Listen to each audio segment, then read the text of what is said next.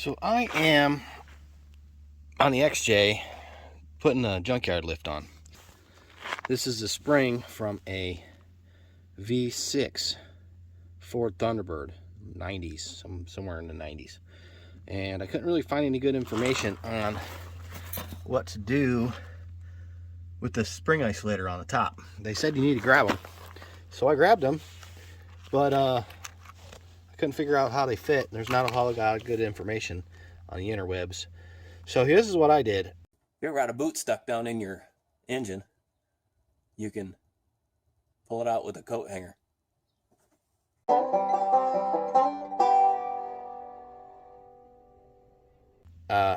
You got to make this fit over top of this guy, just like the existing one is.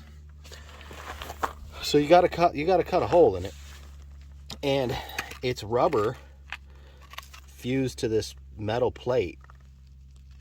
So I couldn't really get a drill bit to stay centered, so I grabbed this hole saw, 2 3/4, and I welded a drill bit onto it. That's like a 1/2 inch drill bit or something.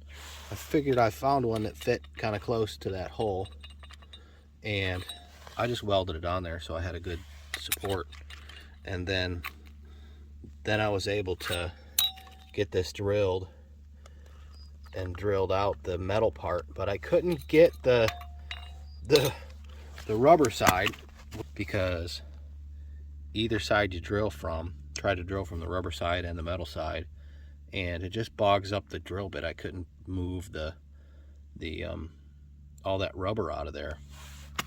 So on the other side, I ended up taking just a small drill bit and drilling a bunch of holes all the way around, as many holes as I could drill, and then using a razor blade to cut the rest of the rubber out. I'm going to take the existing one off. That just pops off. You get a big pair of channel locks. Okay, got my bigger pair of channel locks. Just put them on here and twist that around. Loosens it up, then it'll pull right off. I got my spring isolator done. I cut this edge off. On the back side, it rubs a little bit, so I had to cut a little bit off with the angle grinder so that it would go all the way up in there and be flat. And then you can see right there where the screws were, those bolts, I just wheeled all those off. Some guys say that you got to put a J-hook into those that comes down and loops around the spring to hold the spring on, but I don't have those, and I couldn't get these to pop out with a hammer. They're in there pretty good, pressed in there. So I'm just gonna put spring on, see how she rides. And then on the springs, there's a side that's flat and a side that ain't. So that guy goes down in the notch that you've already got for the spring, that stock spring. This side goes down and goes on to where the stock spring sits. And then on this side, you'll see that spring is tapered. So that fits right into the spring isolator that you're going to grab off of that Thunderbird from the junkyard.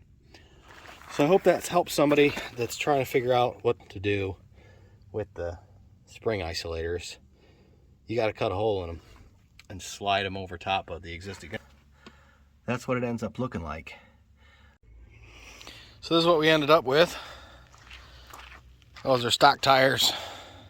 Maybe I'll put some still photos in right here. That's what it ended up looking like with the stock tires. I was told on the interwebs that if you measure between this center wheel hub and the front top fender, it should be 17 stock, and I'm at 21. So I guess I got 4 inches. Thanks for watching. Don't forget to like and subscribe. I'll see you in the next video.